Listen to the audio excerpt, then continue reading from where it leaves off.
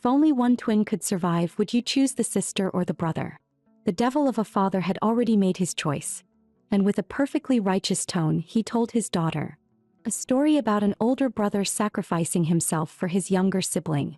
Princess Elsa knew all too well that her father wanted her to play the role of that brother, to offer herself up willingly.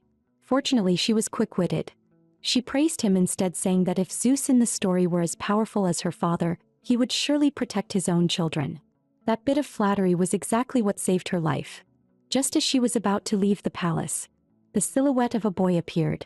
Elsa turned around at once and saw a boy sitting on a stone lion behind her. Her twin brother Auza. Oh, you're the girl they're sacrificing to me? Elsa's face went blank. She had just dodged the old one, and now the kid showed up. Smack. Her brother slammed the bamboo dragonfly onto her head and burst out laughing. As the king's only heir, along with his cursed and pitiful fate, he had always been the apple of the king's eye, and over time Aosa was thoroughly spoiled. Reluctantly, Elsa bowed to her younger brother. The boy immediately showed his true bratty nature, pinching and kneading her soft, rosy cheeks non-stop.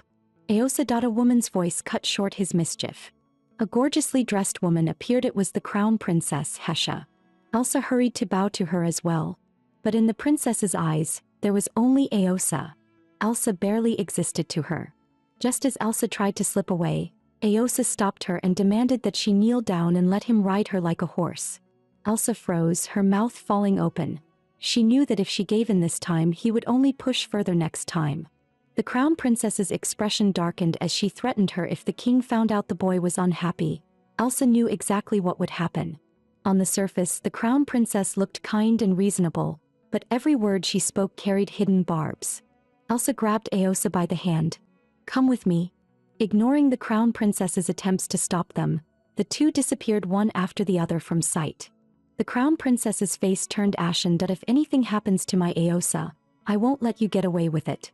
Elsa led her brother into the garden, took out the handkerchief she carried with her and tossed it into the air. In the next instant, countless glowing butterflies burst out from it. Aosa was completely captivated by the magical sight. In truth, Elsa had already learned that Aosa bore a curse. Mages were only using magic to forcibly keep him alive for now. The price was that he could never learn magic himself, which was why the king forbade him from studying any kind of magic, even though Aosa was utterly fascinated by it. Elsa took advantage of that weakness, using nothing more than a simple magic trick to fool him completely. Aosa suddenly grabbed her hand. Sister, teach me magic. The unexpected affection left Elsa completely stunned. That was when Elsa switched into deception mode. If you want to learn magic, run 3 laps around the garden first. Let me see your determination. The foolish Aosa didn't hesitate for a second and immediately started running. Before leaving, he even reminded her, don't forget to find me after I'm done, and the magic thing must stay a secret. Just as Elsa was about to leave, the crown princess appeared once again. Seeing Aosa collapsed on the ground, she rushed over in distress. What happened to you? Aosa panted heavily. Sister said if I ran 3 laps, she'd teach me Ma.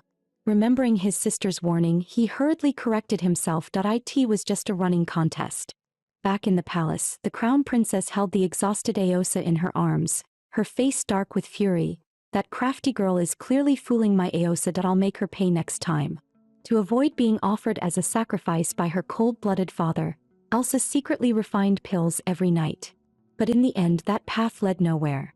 The realization left Princess Elsa utterly disheartened. Suddenly, rain poured down from the sky, forcing her to huddle in a corner, trembling. She took out a single match, hoping its weak flame could give her a bit of warmth. Was her fate really destined to burn out like a match, waiting for the day she would be sacrificed? She lit her last match, praying that somewhere in this palace, someone might give her a reason to keep living. Suddenly, her pupils widened. The father she saw as a demon appeared before her. Without a trace of emotion, he asked what she was doing here. Elsa answered nervously, I've been learning to grow flowers with the gardener. I came to take a look, but the rain trapped me. A faint ripple stirred in the king's usually calm heart. She looked just like her and even liked the same things. Almost unconsciously, he reached out his hand, pulled Elsa into his arms and decided to take her back himself. A servant hurriedly spoke up in warning, reminding him that the ministers were still waiting to discuss important matters. The king turned his head in an instant, his eyes flashing with bloodthirsty light. Holding Elsa, he headed toward the carriage. With a casual wave, he released water element magic, forming a great umbrella that blocked the rain. It was the first time Elsa had ever felt the warmth of a father's love. On the way back, her body still soaked from the rain began to tremble uncontrollably. Suddenly, a red carpet was draped over her shoulders. She felt the lingering warmth of her father upon it. She quickly thanked her father. But the emperor paid her no attention and soon fell into a deep sleep. Even though her father was cold-blooded and bloodthirsty, she still couldn't help reaching out, wanting to wipe the rain from his face.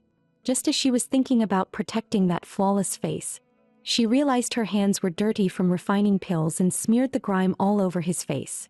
She was struck dumb like lightning from a clear sky. Oh no, how did this happen? Thinking of what would happen if her father noticed, every hair on her body stood on end. She felt like she'd died 10,000 times over. She hurriedly used her sleeve to wipe the black handprints away. Smacked, a large hand suddenly grabbed her tightly. At that moment, her father woke up. "We're here," he said it calmly, lifting Elsa as he stepped down from the carriage. Then he handed her over to the steward, Levi. Elsa turned back anxiously. "Father, thank you for bringing Elsa home."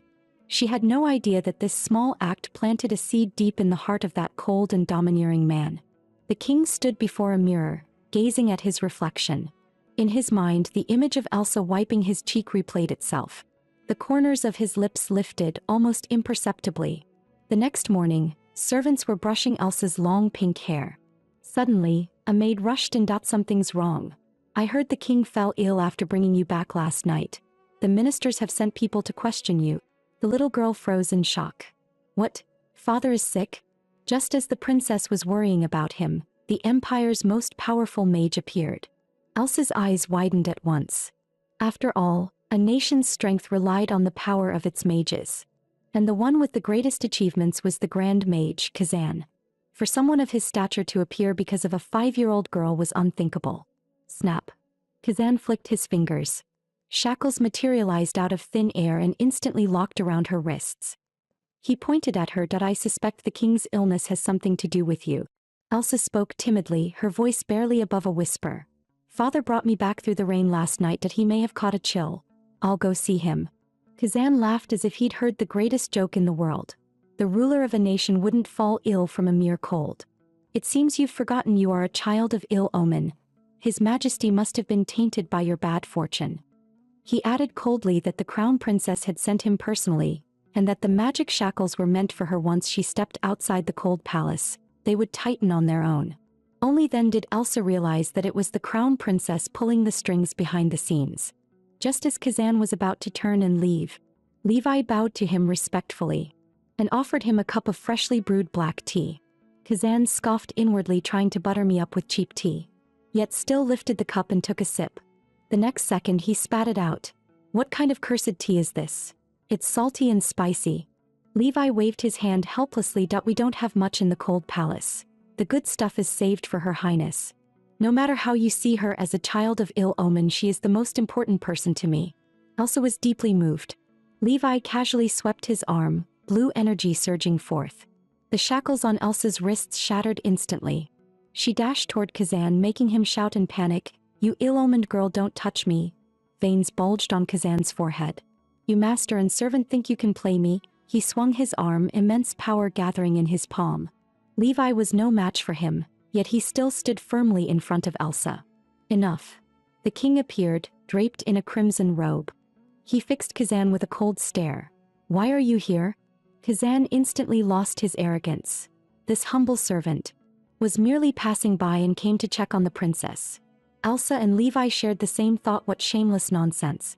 That excuse could never fool the ruler of a nation. Kazan hurriedly made one up and fled in disgrace. Elsa looked at her father, who had appeared just in time, and concern rose in her heart. Seeing the bruises on her arm, he felt a rare pang of sympathy. In that moment, a question surfaced in Elsa's mind. Over the past 5 years, she had always believed her father was cold and heartless. Yet these encounters over the past 2 days had begun to shake that belief. Is his concern for me only because I'm my brother's lifeline?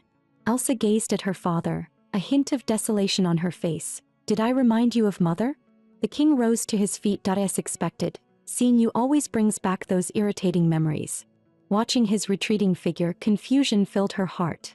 Levi, why does father become unhappy whenever mother is mentioned? Was she a bad person? Levi crouched down and told her quietly that back then he owed his life to the consort, otherwise he would have died long ago. Then his expression turned cold as he stared after the king. But that man watched as your mother was sent to her death. This is all his fault. Elsa had once thought that easing her relationship with her father meant she wouldn't be offered up to her brother so soon. But her situation had not improved. She had offended the crown princess, provoked the empire's strongest mage, and deceived her brother Aosa. As these thoughts settled in, her expression darkened. The days ahead would likely be even harder. As she struggled with how to deal with all these troubles, a sudden idea struck her. This world had no cultivation, but she could learn magic. Just as she was about to leave, a dark shadow burst out from the bushes beside her. In an instant it knocked her to the ground. Then an arm wrapped around her waist, lifting her into the air as the shadow fled in panic. "Are you hurt?" Elsa stared at the boy before her, eyes widening. He had just saved her. It felt like a scene straight out of a fairy tale. Whenever a princess was in danger, her knight would appear and protect her without hesitation. They locked eyes, seeing her blood-red pupils. The boy quickly bowed. "I am Blair, an apprentice mage." Elsa reached out to help him up. The next second he grabbed her by the collar, startled out of his wits. Unbeknownst to them, the shadow struck again. Elsa dragged him along as she fled. Blair glanced back at the shadow, then turned and stood in front of the princess. "No need to run. I'll handle it." He took out a spellbook and began chanting softly. A beam of golden light descended from the sky, wrapping the shadow tightly and binding it in place. A golden fox then revealed its true form. Seeing how adorable the creature was, Blair slowly reached out to the fox. "I'm sorry that I scared you." The fox showed no mercy and bit down hard on his palm. He endured the pain and reached out again. Blair gently gathered it into his arms. "I'm sorry you had to suffer." Watching from the side, Elsa's eyes widened. "He's so gentle." "Blair, you little brat, found you at last." The Grand Mage appeared, supported by others. The moment he saw Elsa, he panicked. "Why is the ill-omened girl here?" Then he burst into tears. "My but hurts like hell." It turned out that after fleeing the cold palace that day, the king had ordered knights to thrash him with canes. Furious, he began loudly complaining about it. Doubt filled Elsa's mind. Did father punish Kazan because he knew Kazan had hurt me? But Kazan wasn't here for Elsa. He pointed at Blair and barked, "Hand over the demon in your arms. Someone who only brings calamity has no right to be a mage." The boy looked stunned. "Teacher Kazan, this child is actually very gentle." Kazan's face darkened with rage. That demon caused chaos at the Arcane Academy, then broke into the palace. Any threat to the Empire's security must be eliminated by me, Kazan. Someone who only summons disaster is unfit to be a mage. Elsa was left speechless by his overreactions. So many mages, yet they couldn't handle a single little monster. She immediately pointed at Blair. "This big brother not only saved me, he even caught the little monster all by himself. You ask me, the ones unfit to be mages are you." A chill ran down Kazan's spine. She was only 5, how could she be so sharp-tongued? Kazan straightened up, declaring that he would defend the palace with his life. Elsa leaned close to the boy's ear and whispered a few words. Then she took Blair's hand and announced loudly, "I have 2 things to declare. First, from today on, this little monster is my pet. Second, I choose Blair to be my guardian knight." Her words left both of them frozen in place. After all, a guardian knight bore the duty of protecting the royal family and held a position of extraordinary status. Kazan suddenly grew hesitant. Choosing a guardian knight is no small matter. Blair is just an apprentice. Elsa grabbed Blair's arm. "I want this big brother to be my guardian knight. Besides, doesn't he have an amazing teacher like you?" The flattery landed hard. Kazan beamed at once, boasting, "Teaching some brat magic, how hard could that be for me? But the little monster can't stay." Elsa's face darkened as she threatened him. "Touch it and I'll tell father." Kazan could only slink away in defeat. From that day on, Elsa finally had someone she could rely on. To be accepted into a mage order usually meant noble birth. Blair had come from a marquis family, but his parents were killed in a campaign. His collateral relatives seized the chance to strip him of all his property. Fortunately, the king learned of his situation and arranged for him to join the mage corps as an apprentice. Aside from his inherited soul magic, Blair wasn't proficient in other schools of magic. And since soul magic was closely tied to death, most mages regarded it as something evil and refused to study it, leaving him disliked by both peers and teachers. Blair pressed a hand to his chest. Becoming your highness's guardian knight is the greatest honor of my life. And no matter what happens, I will protect you with everything I have. What he hadn't expected was that the princess's very first request was for him to teach her magic. Blair was stunned. The king had issued a strict ban forbidding both the princess and her brother from learning magic. Elsa rolled her eyes. Her plan to grow stronger had failed yet again. But for the sake of survival, she knew she couldn't give up. She had to persuade her father to let her learn magic. Just then, the steward Levi rushed over and scooped Elsa up. Come with me now that we're leaving the palace by carriage. Ever since she was born, she had longed to escape the palace. Yet when the moment truly arrived, she hesitated. Scenes flashed through her mind. Though she hadn't met her father often, she could feel that he had always cared for and protected her in his own way. In the end, she decided she couldn't simply run away. She went to her father's chambers, where he lay weakly upon the bed. Elsa's face filled with concern. Father, are you feeling better? Sister Elsa turned sharply to see her brother Aosa rushing toward her. It turned out that his stepmother was trying to take him away, but he couldn't bear to leave his father and slipped over in secret. At that moment, his father finally woke up and, through the glass, signaled Elsa to take her brother and leave. Both siblings looked worried. Father, we're so concerned about you. The king let out a long sigh. Among his 11 children, these two were different, one mischievous and unruly, the other wise beyond her years and hard to read. He knew it well. When the plague struck, everyone else had already fled far away. At this moment, the only ones truly worried about him were these two. He ordered them to leave at once. Aosa cried out in anguish, I won't go. I want to stay with father. Elsa quickly comforted her brother that if we stay here, father will only worry more and won't be able to recover in peace. Seeing how sensible she was, the king told her to take good care of her brother and return once the plague had passed. His orange eyes were deadly serious. You are the future of the empire. Nothing must happen to you. Hearing this, Elsa was taken aback. She pressed against the window and pleaded, then father has to promise Elsa to please get better. The king slowly extended his arm and tapped hands with her through the glass. I promise. After they left, the king broke into a violent coughing fit. A splash of blood stained his palm. His condition was grave. Guided by Levi, the group was about to leave the palace. How dare you servants block me? A domineering voice rang out. It was Michelle, the empire's second princess. She had been found by the mages at the gate to show clear symptoms and was required to remain in quarantine. Michelle insisted that she wasn't sick at all and tried to force her way out of the palace. The very next second, she broke into a coughing fit. Watching this, Elsa thought to herself, at a time like this, she's still so willful. Refusing to cooperate will only harm others and herself. Elsa was about to leave without responding, but Michelle noticed her and shouted angrily, pointing at her, that if you're going to stop anyone, stop that ill-omened girl.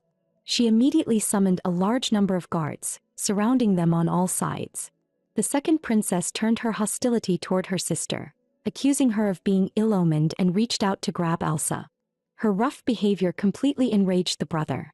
Aosa lunged forward and pulled his sister back. Seeing the marks on Elsa's arm, fury flared in Aosa's eyes. Kneel, now. As the sole heir of the royal family, Aosa held absolute authority. Even the second princess dared not defy him. Seeing her brother stand up for her, Elsa felt deeply comforted. In the end, the guards were ordered to detain Michelle. For the first time since her birth, Elsa left the palace and was met with such devastation. Everywhere she looked were commoners left without treatment. Gazing at the empire her father had protected with his life's work, now ravaged by plague, Elsa felt only sorrow and utter helplessness. At that moment, Blair decided to stay behind and head to the magic library to search for a cure to the plague. Elsa patted her chest and declared that she was going too. Aosa, surprisingly sensible for once, insisted on helping as well. He was promptly stopped by both the steward and Blair. But who could truly stop a prince once he made up his mind?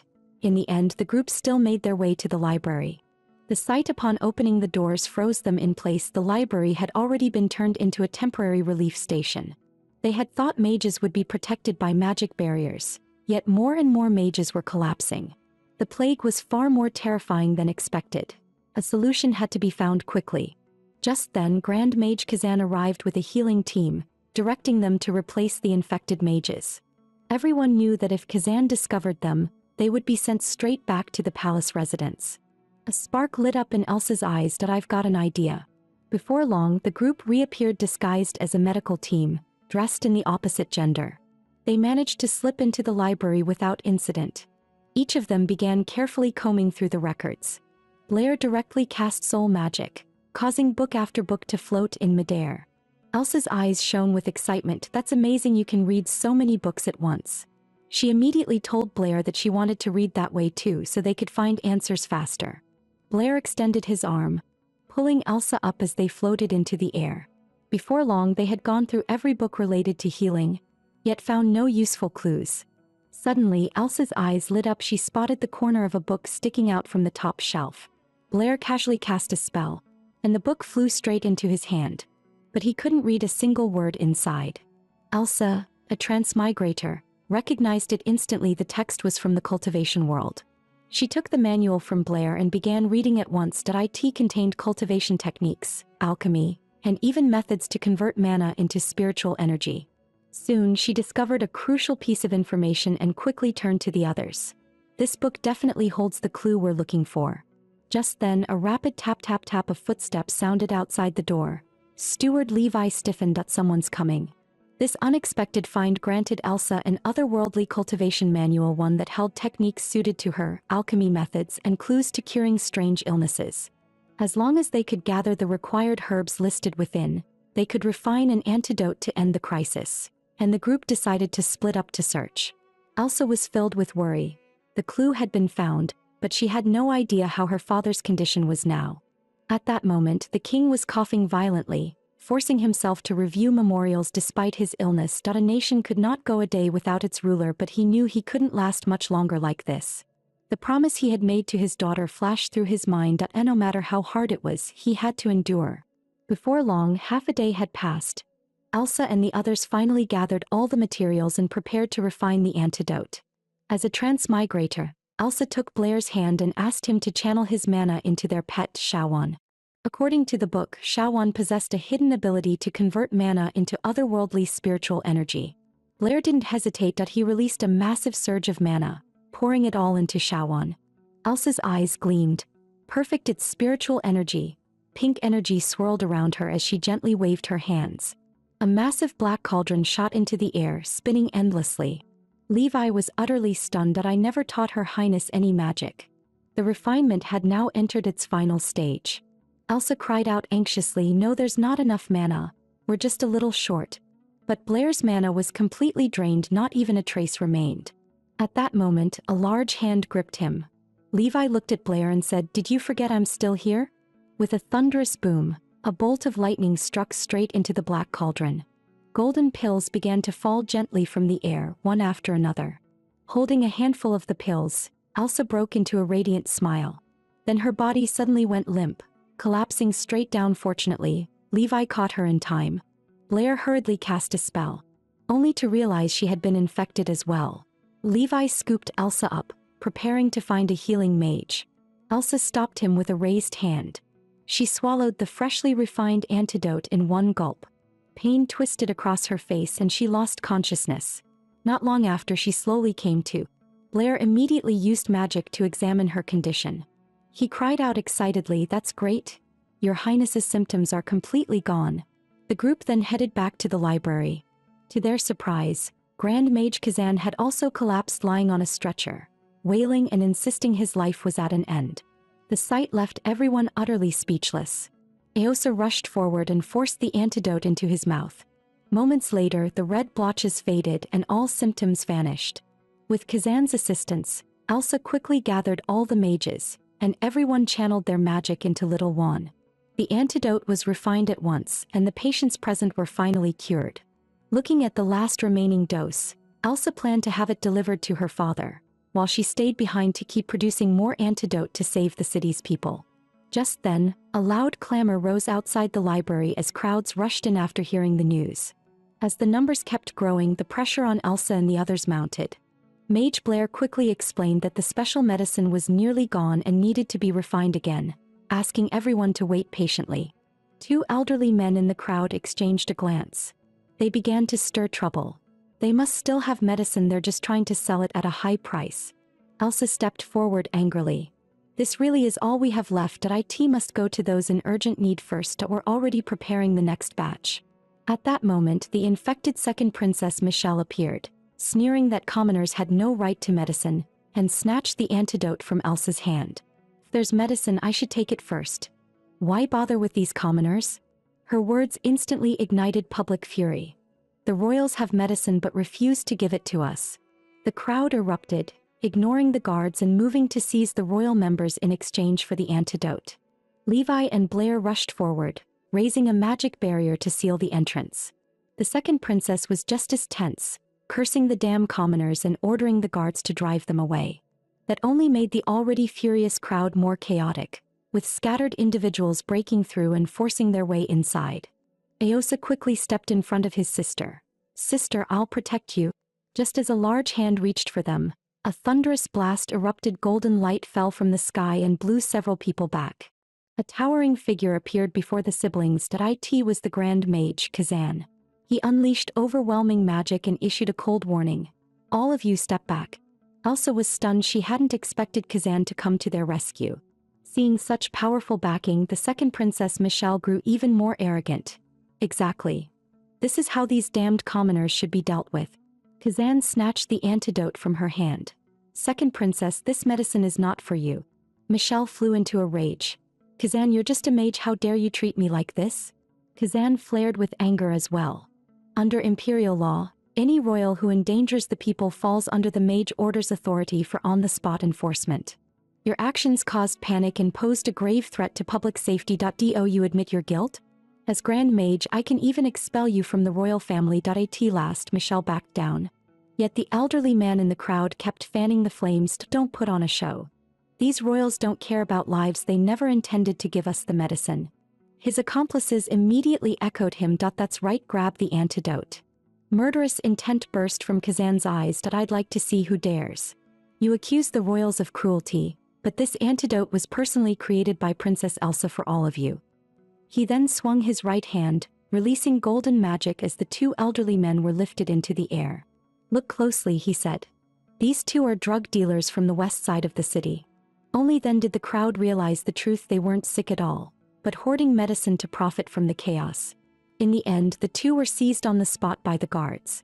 Elsa stepped forward. "If everyone keeps gathering, the outbreak could spiral out of control. I promise you within 3 days, there will be enough antidote for all." Murmurs spread through the crowd. Can a child's promise really be trusted? Elsa clenched her fists. "The antidote will be delivered personally by the Imperial Mage Order to every patient's home. Until then, the royal family will not use a single dose." Seeing her resolve, Kazan stepped up to support her, declaring that the Mage Order would stand by this promise. The royal family also stood together. "Please believe in us."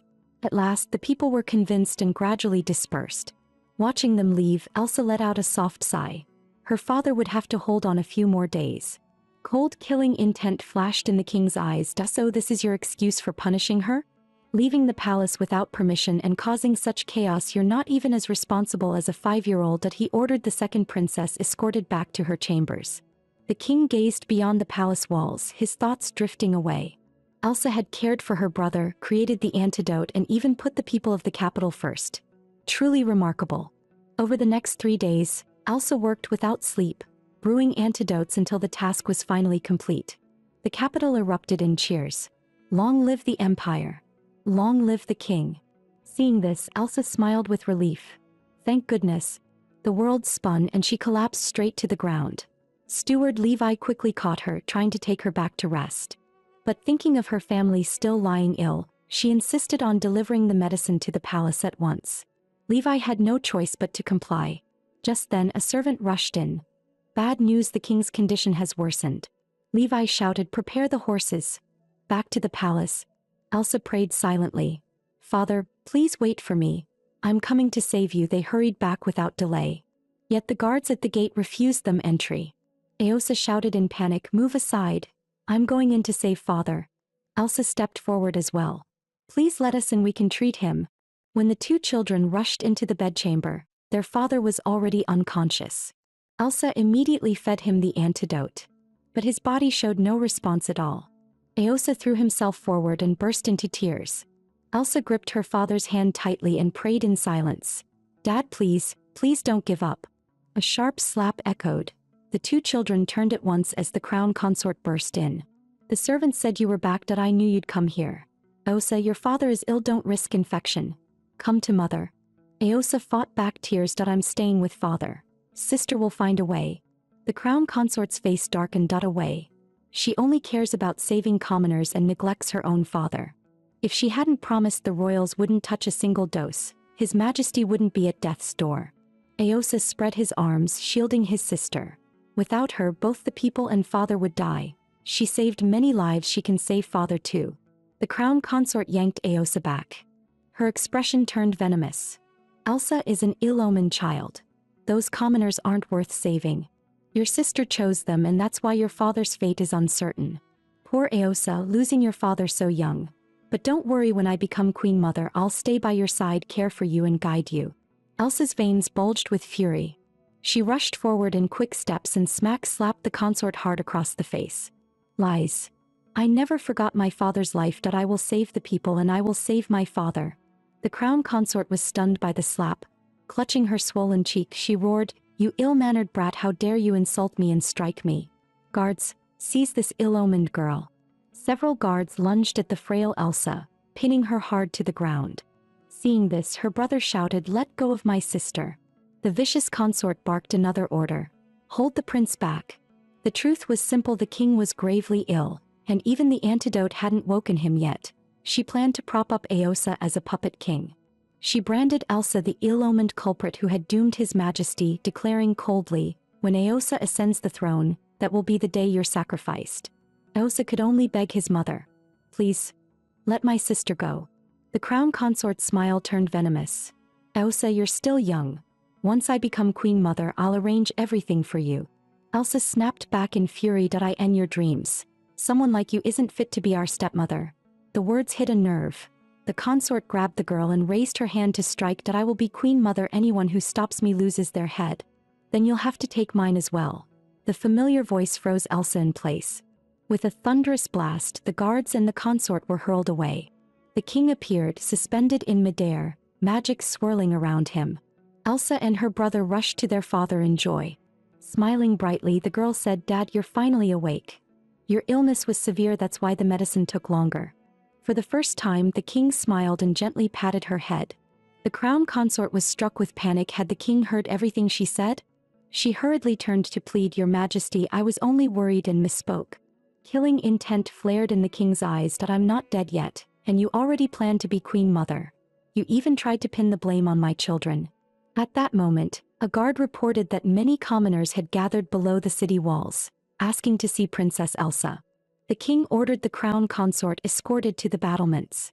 Holding Elsa and taking Aosa by the hand, the king stood atop the wall.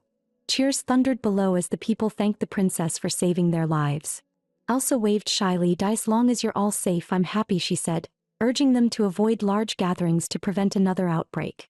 Seeing her composed response, the king's face filled with pride. He then looked at the kneeling consort. "Elsa saved the people, yet you sought to punish her. Tell me who is truly guilty." His amber eyes burned with fury. "Don't think I don't know your schemes. You wished for my death so you could become Queen Mother and seize ultimate power." Tears streamed down the consort's face as she continued to argue. The king turned away. "You never saw Aosa as a child, only as a tool for power. You are unfit to be their mother." In the end, the crown consort was cast into the imperial dungeon for life. Aosa looked dejected. "So its true mother's affection was never real. She only saw me as a tool." Elsa softly comforted him. At that moment, their father approached and pulled both children tightly into his arms. He praised Elsa warmly. It was the first time she had ever been acknowledged by him, and she froze in surprise. Seizing the moment, Elsa gathered her courage. "I want to learn magic to protect you, Dad, and everyone in this country." But would the king agree? She waited a full year without receiving a summons. Then Valentine's Day arrived, a special day when boys give chocolates to express goodwill and affection, not only between lovers. Princess Elsa received a gift from Blair. Her brother and the mage Kazan prepared a giant chocolate sculpture for her. Most unexpected of all, her father came to her chamber as well. He handed her a pink box, the first gift the king had ever given anyone. Inside were chocolates and an admission letter from the Royal Academy of Magic. Elsa looked puzzled. "Dad, does this mean you're letting me learn magic? But why can the letter only be claimed at age 9? The king explained that 9 was the Academy's entry age, and until then she was to remain by his side and look after Aosa. Elsa picked up a piece of chocolate and fed it to her father. Smiling contentedly, she said, "This is the best gift I received today." 4 years later, Elsa finally arrived at the Royal Academy of Magic. She suddenly heard someone call her name and turned around, only to find that her father had come in person to see her off. Elsa threw herself into his arms. "The Academy is amazing, I'm completely blown away." The king took her hand, ready to escort her inside himself. "Wait!" A large hand reached out to stop him. "Levi stood at the gate, Your Majesty. Your presence would cause quite a stir. Escorting Elsa is my duty." The king replied coolly, "No need, I'll take her in today." Their gazes collided, sparks flying between the two men. Elsa rolled her eyes. "It's just school. Why is this turning into a showdown?"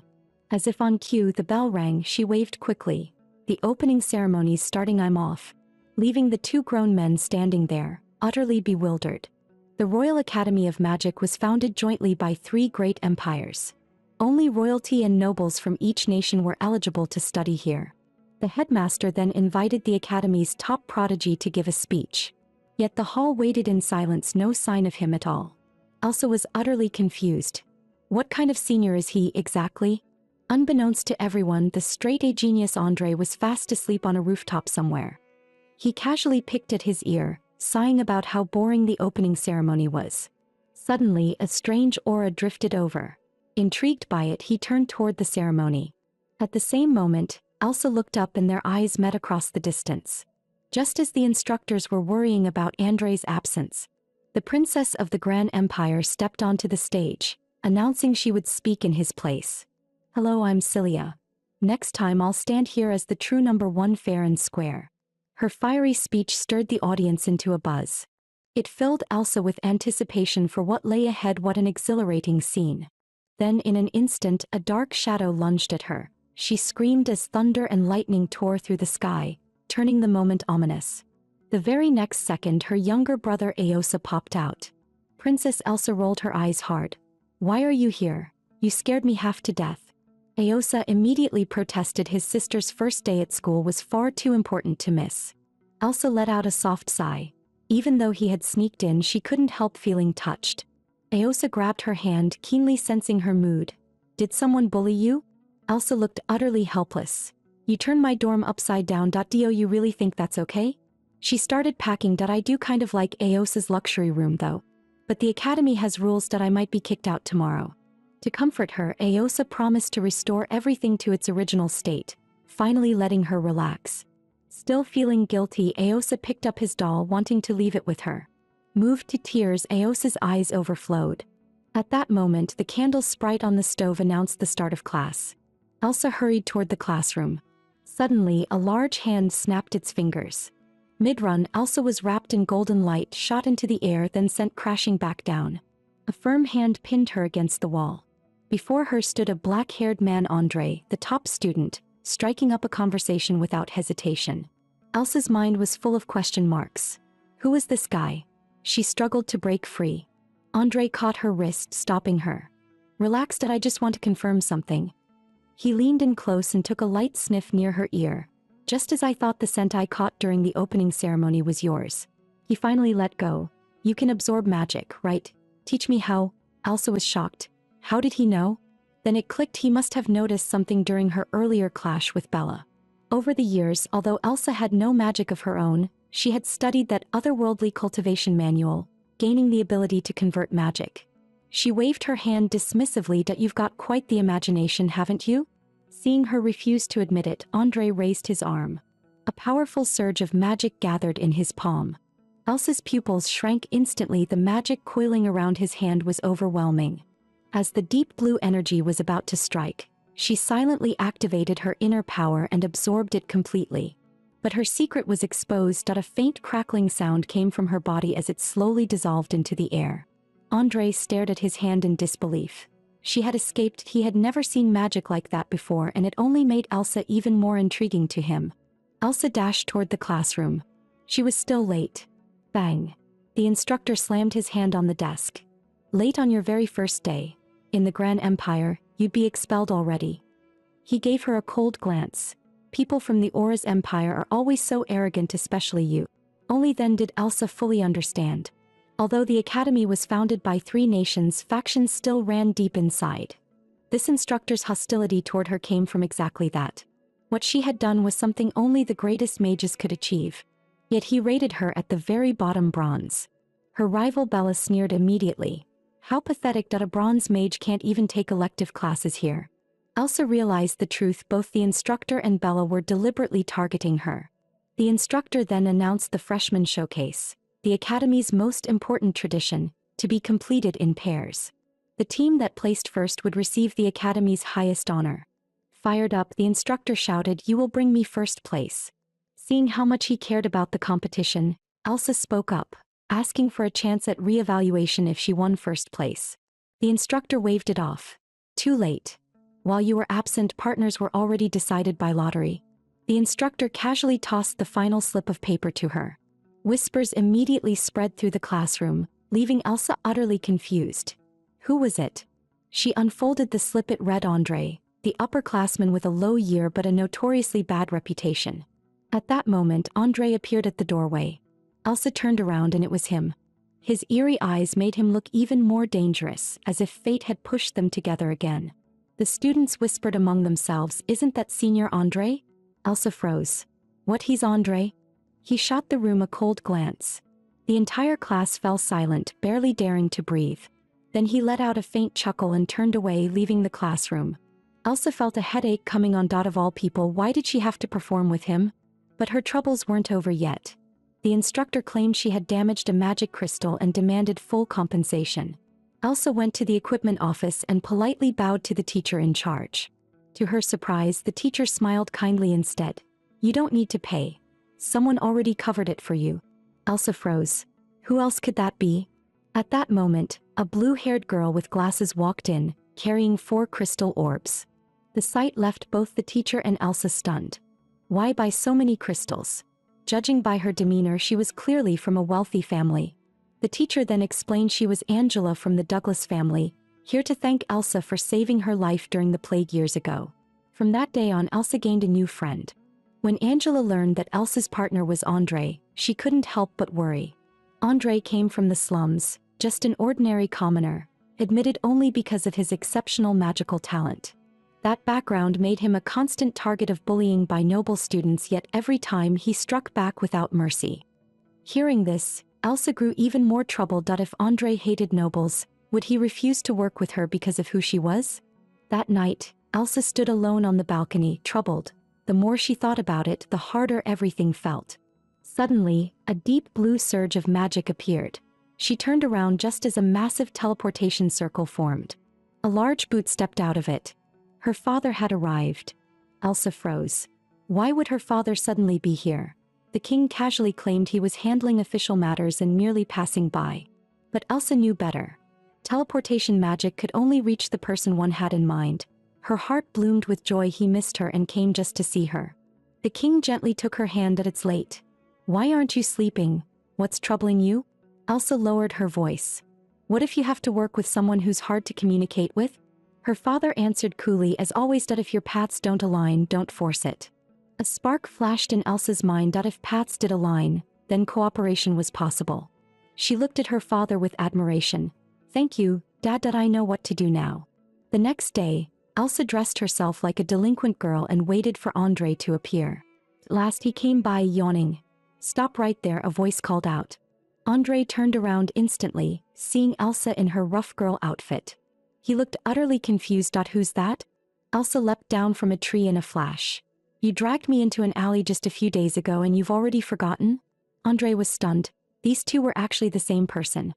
He leaned closer and sniffed, that familiar scent. It was definitely her.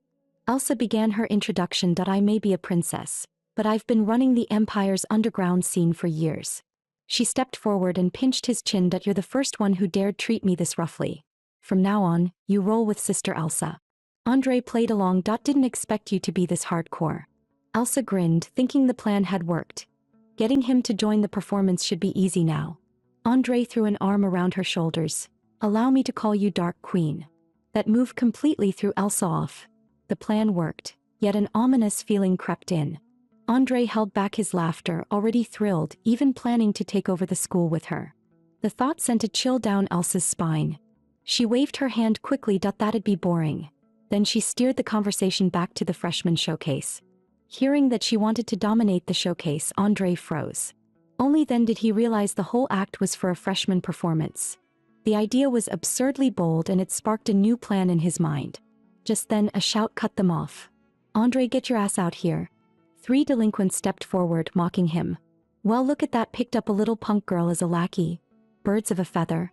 It was obvious they were looking for trouble, and Elsa had already talked big. The situation turned awkward fast. Andre snorted coldly. I've beaten you down so many times, and you still dare show up. The green-haired guy pointed at him. I just slipped once. No way I'd lose to trash like you. He spread his arms wide. If you can't even beat my underling, then you were cheating before. This time you're done. Elsa froze. The green-haired guy wasn't much of a threat, but the 2 he brought were high-tier mages. Andre couldn't handle them all. Seeing her hesitate, the green-haired punk sneered. What's wrong, little girl? Scared? He even reached out with a filthy hand. You're not bad-looking. Stick with me and serve me well, I'll let you off easy. Hands off. A large hand suddenly clamped down on his arm. Andre roared, take it up with me. Touch her again and I'll cripple you. With a casual swing, he hurled the guy flying dozens of meters away. Murderous intent flared in his eyes. Get lost unless you're asking for a beating. The green-haired man snapped, ordering his 2 partners to attack. Powerful magic surged toward them. Andre unleashed his own energy, barking, get back.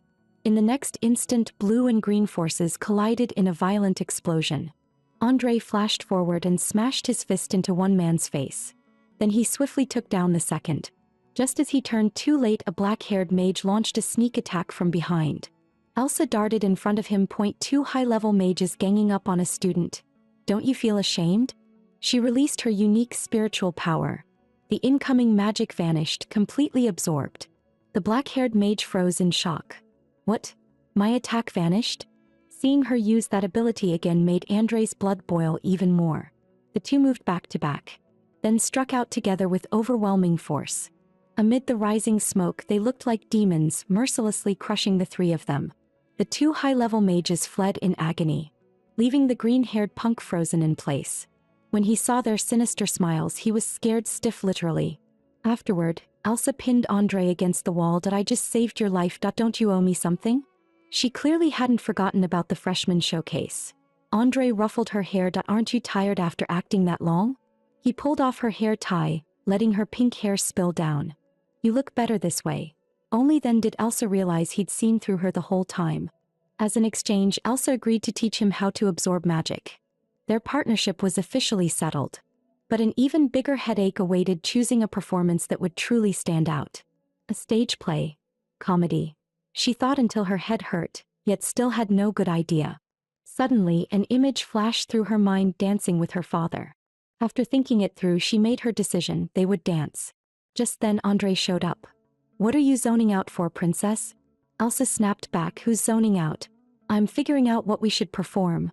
She threw an arm over Andre's shoulder. We're dancing. Andre agreed without hesitation. Elsa lit up. That confident, huh? But rehearsal quickly left her speechless. Andre's movements were stiff. And the next second smack, he stepped on her foot. Elsa rolled her eyes as the air froze with awkward silence. Before long she exploded. With skills like this, you said yes so easily. A faint smile tugged at Andre's lips. Did I end my book? There's no can't only learn to not yet. Elsa was completely thrown off. With skills this bad and confidence this high, she had no choice but to patiently teach him herself. Watching her focus so seriously, a ripple stirred in Andre's otherwise calm heart. This time, Elsa stepped squarely on his foot. She rolled her eyes. Why are you spacing out? Move already.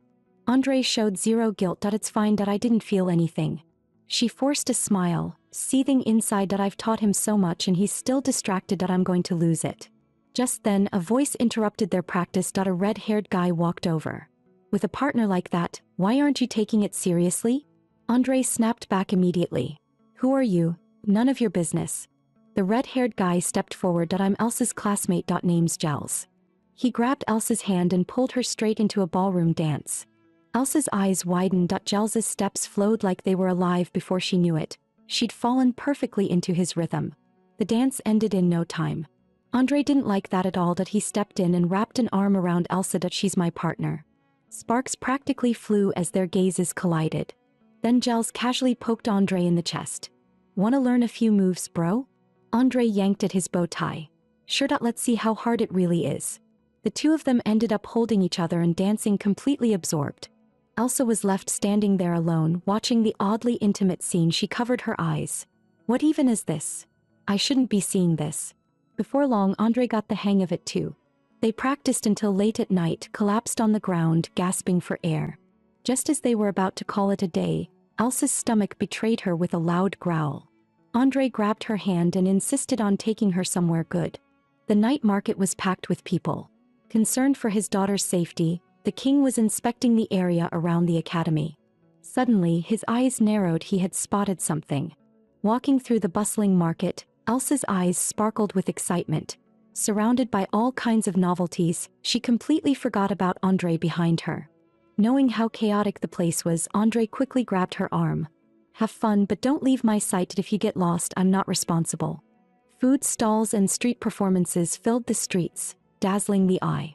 Elsa secretly decided to enjoy herself to the fullest and make sure her dad never found out. The next second, her mouth fell open in shock. Speak of the devil, her father was right there. The king's expression darkened. Why is my daughter in a place like this? And with some punk by her side, no less.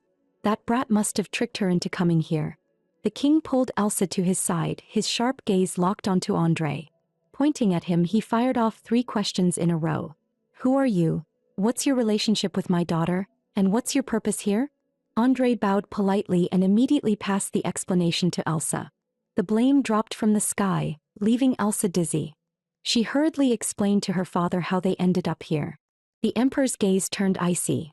This is nonsense. What's there to see in a place like this? If my daughter insists on eating here, then turn this entire area into a proper high-end food district. Elsa was so shocked she nearly cried. She had finally found somewhere different from the palace, and it was about to vanish just like that. The emperor grabbed Elsa, ready to take her back to the palace. Unexpectedly, Andre stopped them. She's hungry and exhausted. It'll take half an hour just to walk back. He pointed toward a tavern in the distance. Why not let me show you real commoner food? The king's face darkened as if he might erupt at any second. But for Elsa's sake, he finally nodded. Just this once. There won't be a next time. The tavern was loud and chaotic, people chugging beer without restraint. Andre led them inside. The owner greeted him warmly. You snuck out again, kid? Everyone's been missing you. Elsa hadn't expected Andre to be this popular here. Seeing their luxurious clothes, the owner quietly asked if they wanted something special, but Andre ordered the same dishes he always ate. A servant immediately laid out a tablecloth and pulled a chair for the king with flawless formality. Elsa felt a chill run down her spine. Weren't they here for commoner food? At that moment, a large hand yanked away the tablecloth, wrapping up all the tableware in one sweep. Andre slammed down a huge mug of draft beer. We don't bother with fancy rules here. Big bites of meat, big gulps of beer. The king stared at the dark liquid in the cup. That pitch-black stuff. Can you even drink it? Elsa fanned the flames beside him. Dad, you're supposed to be unbeatable when it comes to drinking. Come on. The king swallowed, then lifted the mug, ready to give it a try. Seeing this, Andre pushed the cup straight to the bottom. Your Majesty, this stuff only tastes right if you drink it in big gulps. Elsa was completely stunned. This idiot's got way too much nerve. With a loud bang, the king slammed the mug down, his face dark. The next second, however, he was completely absorbed in the taste of the beer, experiencing the joy of common folk for the first time. And this kid speaks his mind right in front of me. He's got potential. The king stood up sharply and declared with solemn authority, this place won't be redeveloped. But the public order is lacking. I'll have it inspected regularly. Elsa smiled. It seemed her father had grown fond of this place. After saying goodbye to her father, Andre escorted her to the girls' dormitory area. On the way back to her room, pain shot through her ankle. She crouched down and realized her heel had been rubbed raw. Princess Elsa. A voice called out, making her pupils shrink instantly. The one approaching was her guardian knight Blair. Andre was instantly shocked. Why is there another presence around her? Looking down from the high wall, he saw Blair carrying her toward the dormitory. Andre stared in disbelief. Why him? With a casual wave, he used his will to control magic, forming a parrot illusion. Soon, the students began their practice. Bella gathered an enormous amount of magic, but in the end she only produced a dumb-looking chicken. Meanwhile, golden light surrounded Princess Elsa as a dazzling golden parrot instantly took shape, making the gap between them obvious at a glance. Bella then practiced the growth spell, pushing her power to the limit, yet only managed to sprout a withered weed. Elsa quietly recited the incantation, her golden magic brimming with vitality. Clusters of vibrant flowers burst forth from the ground. The scene earned praise from instructor Blair. The students gathered around her, feeling she was even more impressive than Bella, who possessed platinum-level talent. Bella clenched her teeth in fury. That damn Elsa, how dare she steal my spotlight? After class, Blair was discussing magical theory with Elsa. A voice suddenly interrupted them. Jers, with just silver-tier talent, what right do you have to partner with Senior Cilia? Bella spoke arrogantly. Not only am I from the same country as Senior Cilia, my aptitude matches hers. If you know what's good for you, give that spot to me. Such a perfect chance to curry favor with a royal. Bella was determined not to let it slip away. But Jers refused her calmly and seriously. That completely set Bella off. She pointed at him and snapped, "You useless trash, if you partner with Senior Cilia, don't drag her down." A surge of purple magic gathered instantly. As long as you get hurt, the partnership changes. Take this. Jers was shocked, realizing he was about to be hit. Stop. A voice rang out and countless glowing butterflies rushed toward Bella. They knocked her straight to the ground. Seeing Elsa appear only made Bella angrier. You again. Jers stood frozen, never expecting Elsa to step in for him. Bella and Elsa immediately faced off, tension rising. Thankfully, Blair intervened in time. Violence isn't the solution. Since you're both mages, settle this the mage's way. Both of them were puzzled. Blair laid down the rule on the spot. The loser must obey the winner. A sinister smile crept onto Bella's face. You humiliated me in class, this time I'll get my revenge. Blair led them to the academy's training ground. Using magic to pass the obstacles, whoever reached the end first would win. With a sharp sound, wings burst out from Bella's back. You're finished this time, she thought confidently. She shot into the air, flying straight toward the ring at the training ground. Even Blair was surprised at so fast she's already mastered flight magic. Elsa refused to fall behind. Golden magic gathered in her hands and a pair of larger, stronger wings spread behind her. With a swift burst, she chased after Bella and quickly overtook her. Bella clenched her teeth. No, if this keeps up, I'll lose. A mass of magic gathered in her hand and shot straight toward Elsa ahead. A cold smile curved Elsa's lips. With a swift dodge, she avoided it completely, leaving Bella attacking empty air. Bang! Bella crashed hard into a tree, a swollen lump instantly rising on her head. Elsa successfully claimed the victory. Before she could celebrate, her heart tightened. Damn, my magic is drained. Blair shouted anxiously, Your Highness, watch out. He kicked off the ground, leapt into the air and caught Elsa tightly in his arms. In the end, Elsa secured her win. Jers then invited her to come watch their rehearsal. Elsa's eyes lit up with excitement. Sure, I want to go. When she saw Jers and Cilia dancing, she was instinctively drawn in by their graceful movements. At the same time, it placed heavy pressure on her. The upcoming performance would need a different approach. A 3-year-old child accidentally smashed a carriage and was brutally beaten by nobles, crying and begging in pain. The noble duke showed no mercy at all, even ordering his men to break the child's legs. Stop right there. A sharp shout made the duke turn abruptly. Andre appeared, leading several kids with him.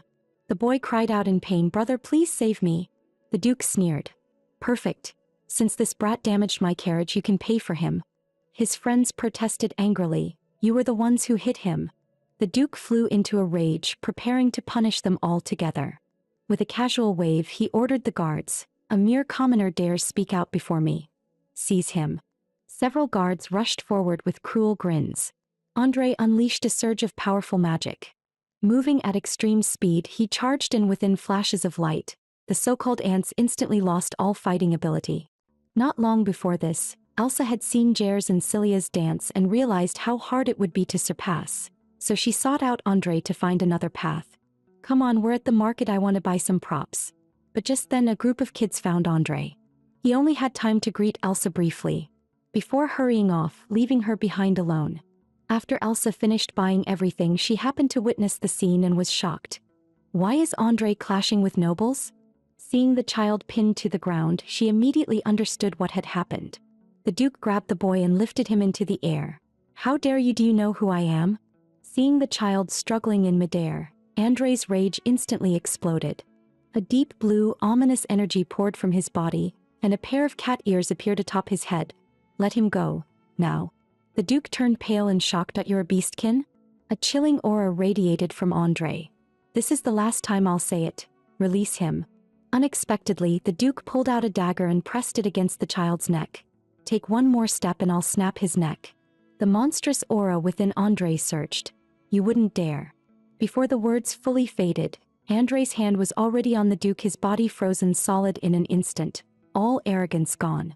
Andre grabbed him by the throat. "Touch him and I'll take your life. I've got nothing to lose. Think carefully whether you still want to live." Terror overwhelmed the Duke. Realizing the beastkin truly meant to kill, he hurriedly swore to drop the matter. Only then did Andre release him. He rushed to the child's side to check his injuries. The boy cried in pain. "My legs. I can't move them." Andre lifted the boy onto his back and prepared to leave, but murmurs spread through the crowd. "So scary. I heard beastkin kill." Without blinking, Elsa, who had been standing among the crowd, stepped forward and took Andre's hand. "Let's get the child out of here first." Seeing that the crowd had no intention of moving, Elsa shouted angrily, "Move aside." Only then did the people make a path for them. Soon they arrived at an orphanage. Elsa froze. Was this really the home of those children? Back in the room, Andre set the boy down and treated his injured ankle. Seeing his rare gentleness, Elsa sensed how close they were. It turned out that Andre had been separated from his people as a child. The orphanage head had raised him. Everyone here knew he was a beastkin, yet no one rejected him. After the boy fell asleep, the two stepped out onto the balcony. Andre knew that now Elsa understood his identity, she might choose to distance herself. Whenever cat ears appeared, his body temperature dropped. Anyone who touched him would be frozen solid in an instant. As a beastkin, he had exposed himself just to save a human child. The townsfolk whispered that beastkin were heartless monsters who killed without blinking. Long ago, humans and the beastkin had gone to war. The beastkin were defeated, but their innate ability to wield beastly power made humans fear them. Yet Elsa showed no fear at all. Beastkin had long lived quietly among ordinary people, never doing harm. She comforted Andre, "We're friends now. Even if you have power, you'd never hurt me." At last, the tension in Andre's heart eased. He had worried she would fear him, but she didn't. Just then, the orphanage door opened and both of them turned around at once. A few clueless little kids ran out. "Brother Andre, can you stay today?" Andre knew how important the freshman showcase was to Elsa, so he turned the kids down and prepared to return for rehearsal. But Elsa could tell he was still worried about the injured child. She let go of his hand and said, "Rehearsal isn't urgent. I'll go prepare the costumes and props that we can practice tomorrow." Then she said goodbye to Andre and the children at the orphanage. She returned to the academy alone and got busy. After an entire night, she had only managed to embroider a turkey. Something still felt off. Suddenly, an idea struck her. After a chaotic round of trial and error, the phoenix she meant to embroider had completely turned into a full-grown turkey. The task left her utterly frustrated. After calming down, she cheered herself on. "You've got this, Elsa." She picked up the needle again and resumed working on the phoenix, full of determination. But she accidentally pricked her finger, bursting into tears from the pain. To her surprise, Andre suddenly appeared. Seeing her hands wrapped in bandages, he immediately used magic to heal her. He asked casually, "You came back last night, so why did you only finish a chicken?" Elsa exploded. "You're the chicken. This is a phoenix." Yet no matter how long she tried to explain, she still couldn't clearly describe what a phoenix was supposed to look like. Andre placed a hand on her small head, telling her to picture a phoenix in her mind. A sacred phoenix instantly took shape in Andre's thoughts. Before long, Andre embroidered a blazing fire phoenix. Elsa suddenly thought of the children at the orphanage. With skills like this, he must have practiced by mending their clothes. With Andrei's sewing magic, the performance costumes were completed one after another. They soon began rehearsing the new program, pushing themselves hard every single day. Before they knew it, the day of the freshman showcase arrived. Elsa's father, the Emperor, was personally present. The Duke of the Holland Empire found his daughter Bella and felt utterly humiliated by her condition. Bella exploded in rage. "You think I wanted this? It's all because of that bitch Elsa. But as long as she doesn't get first place, she'll be expelled." The Duke wore a cold, twisted smile, clearly plotting something. Elsa and Andrei were partners. There was no way he would let them take first place.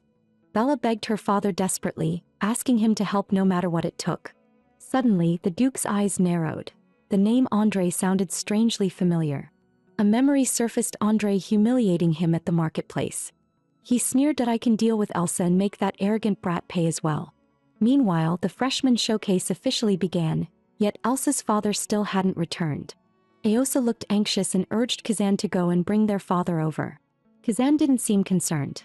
Every year, the Royal Magic Academy's showcase was presented as a family event, but in truth, it was a networking opportunity for nobles from all nations. Aosa shook his head. Their father would definitely come. This performance was incredibly important to Elsa.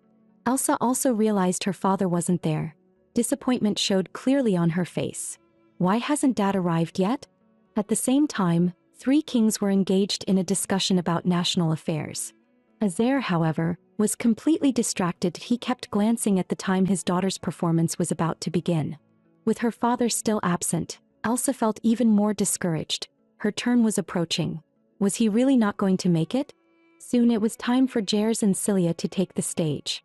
With a casual wave of Cilia's hand, the venue transformed into a world of ice and snow. A magnificent ice waltz unfolded. The audience erupted in applause. This only added more pressure onto Elsa. She glanced toward the seats. Her father was still nowhere to be seen. Without realizing it, her heartbeat began to race. At that moment, Audrey stepped forward to comfort her. "Why do you look so down?" Then she teased her. "You're the fearless Dark Queen. Did a simple performance really scare you? No matter how strong the opponents are, don't let them affect you. Elsa, if you mess this up, how can you face all the practice we've put in these past days?" Elsa instantly felt her confidence return, silently cheering herself on. She had joined the freshman showcase for one reason: to take first place and earn a chance to have her aptitude reassessed. There was no way she could back down now. And besides, even if the opponents were strong, their performance wasn't necessarily inferior. Though she had steadied her mindset, she still hoped her father could see her performance in person. Soon it was their turn to go on stage. Suddenly, a rush of footsteps echoed. With a loud bang, the doors burst open. Yes, her father had arrived. He hurried to Elsa's side and apologized to her in a low voice. Gently patting her head, he encouraged her. Elsa's confidence surged. All she wanted now was to give her father a huge surprise. Then Elsa and Andrei stepped onto the stage together. With a swift motion, they flung off their outer cloaks. The Duke watched them with a sinister smile. Finally, the real show was about to begin. Princess Elsa and Andrei stepped onto the stage dressed in otherworldly ancient attire. A wave of cheers instantly erupted from the audience. The two then began a sword dance together. The exotic choreography stunned everyone present, filling the stage with an almost ethereal aura. Azair's eyes lit up at once. The phoenix patterns on Elsa's costume stirred old memories. She looked exactly like her mother did during her performance all those years ago. Meanwhile, the Duke below remained calm. Yes, it was time to act. That he quietly signaled his subordinate. A sleazy-looking man pulled out a glass vial. With a sharp pop, the stopper came off, releasing a pungent odor into the air. Andrei immediately sensed something was wrong. It was a drug designed to force beastfolk to reveal themselves. In the next instant, a pair of cat ears burst out from his head. Just as he thought someone was deliberately targeting him, Elsa noticed the change as well, her heart tightening. Why did Andrei suddenly reveal his true form? If this continued, his identity would be exposed. At the moment their swords clashed, Elsa whispered softly, "Play along with me." She then hurled a surge of golden magic forward, and a sacred fire phoenix took flight in an instant. The audience's attention was immediately drawn to the spectacular sight. Only then did Andrei realize her intention. She was diverting everyone's gaze away from him. Andre refused to back down, gathering a surge of deep blue magic. A massive blue dragon soared into the air, instantly drawing every eye in the audience. Blair had been watching Elsa closely and quickly noticed the change in her expression as well as Andre's condition. Even Azair was taken aback. Elsa whispered a quick question and finally understood this had all been a deliberate setup. At that moment, the Duke sneered and pointed forward. "Seize that beast folk." Seeing that familiar look, Andre immediately realized the truth. Everything had been orchestrated by the Duke. Just as a group of people rushed toward them, a beam of light descended from above with a thunderous roar, blasting the attackers away like insects. Blair unleashed powerful magic and stepped in front of them as Her Highness's guardian knight. "I will not allow you to lay a finger on the princess." The Duke flew into a rage. "Who do you think you are, you loud-mouthed brat? Arrest him too." But a cold voice suddenly rang out, freezing him in place. "The one making noise here is you." Azair appeared before them, his expression icy. The Duke hurriedly bowed. "I received reports of beast folk infiltrating the academy and came to apprehend them. I advise your majesty to take this ill-omened girl away as well." And that wasn't all. The Duke even dragged out a long-buried piece of history. Back then, a powerful beast folk and an exceptionally accomplished mage clashed over a so-called ill-omened girl, a conflict that plunged the entire continent into devastation. Everyone knew it was believed that the disaster began because of the ill-omened girl. Stirred up by the Duke's words, the students in the audience grew heated. White-haired Bella echoed loudly, "That's right. Drive the ill-omened girl and the beast folk out of the academy." Fortunately, Father stepped in just in time, his voice cold. "What you just said has no basis." At that moment, the King of Gran and the King of Kyria walked in together. "Ozerl," they questioned coldly, "you're not trying to shield your daughter, are you?" Duke Feed is right. These two disasters cannot remain in the academy. He pointed angrily. "The Royal Magic Academy gathers the pillars of 3 nations. What exactly are you plotting?" Father's expression grew heavy, and for a moment he had no words to refute them. Seeing this, Duke Feed became even more arrogant. "This may well be a trap set by the Ollers Empire for our 2 kingdoms." The King of Gran had long sought to ally with the Kingdom of Kyria to swallow the Olos Empire, but he had never found a suitable excuse until now.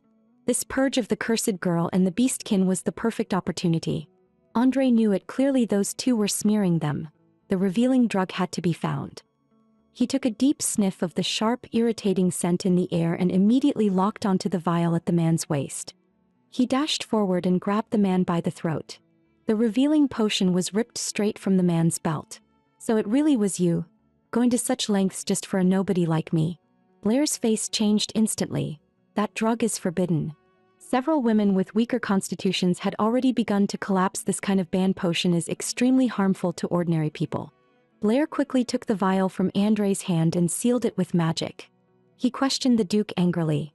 "How dare you abuse a forbidden drug in a public setting like this?" Elsa pointed forward, fury in her eyes. "So who's the one with ill intent here? Everyone can see it clearly now." The King of Gran sneered. "A mere cursed girl, daring to act so arrogantly. Azair, is this the daughter you raised?" The king gently patted Elsa's head. "Yes, being able to stand up and argue back against foreign kings like this makes me proud. You keep calling her a curse. Tell me, what disaster has she ever brought?" The King of Gran gestured for the Duke to answer, but he stammered, unable to form a proper response. Azair continued, "My daughter saved foreign lives at a young age. She saved me and she saved the people of the Aura's Empire. She is no curse. She is the blessing of the Aura's Empire."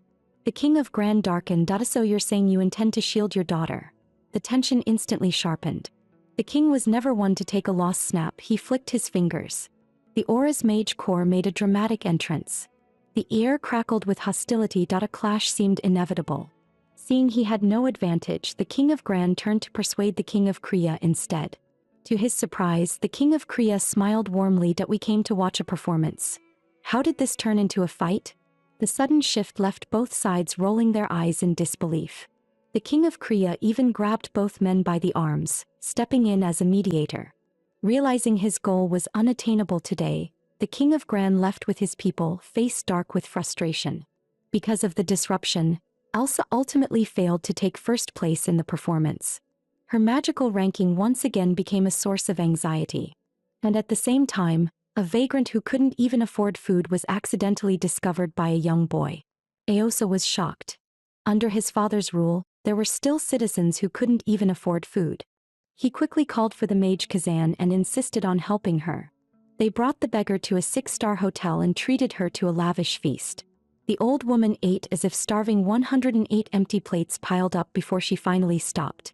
Afterward, she repeatedly thanked Aosa. Seeing the worry on his face, the beggar grew curious and asked what troubled him. Aosa sighed. My sister joined the academy's freshman performance but didn't get first place. She's really upset. The beggar's eyes lit up. If you want to cheer her up, think about the happy moments you've shared. The best gift is often hidden in memories. Aosa sprang to his feet, beaming. I've got it, thank you. Meanwhile, Elsa sat alone in the garden, still troubled by her magical ranking. A golden butterfly of light fluttered toward her, stirring a strange sense of familiarity. As it began to drift away, Elsa quickly stood up and chased after it. The light butterflies landed on a hand. It was her younger brother. Aosa appeared. He took Elsa's hand and said with a grin, "You seemed unhappy, so I brought you something fun." He pulled out a white handkerchief and tossed it high into the air. Elsa froze. It was the prop handkerchief she had given Aosa when they were little. Countless light butterflies drifted down, and Elsa forgot all her worries. Seeing his sister smile, Aosa snapped his fingers again. The butterflies turned into shimmering images, replaying moments from their childhood. Deeply moved, Elsa told Aosa that her academy aptitude evaluation had received harsh criticism. If it couldn't be reassessed, she would be expelled. Aosa was stunned and began thinking seriously about how to help her. Just then, a voice interrupted them. The beggar from earlier appeared up in a tree. Mage Kazan suddenly stepped out. "Why are you following us?" The beggar ignored him and walked up to Aosa. "Kid, I owe you a favor. Leave this problem to me." As if words weren't convincing enough, golden light wrapped around her body, and in an instant, the beggar transformed into a stunning woman. Kazan's jaw practically hit the floor. Headmistress Monica had returned. Elsa and Aosa were both stunned. This young-looking woman was the headmistress? She might look young, but she was an exceptionally powerful mage. Monica immediately recognized Elsa's true potential and decided to reassess her aptitude. Elsa quickly expressed her gratitude. Meanwhile, the bald instructor and Bella were secretly relieved, convinced that Elsa hadn't taken first place. They even urged the instructor to expel her as soon as possible, to avoid future trouble. At that moment, the fire spirit flared brightly and announced, "Headmistress Monica has returned. All parties are to proceed to the Skirich Star altar immediately.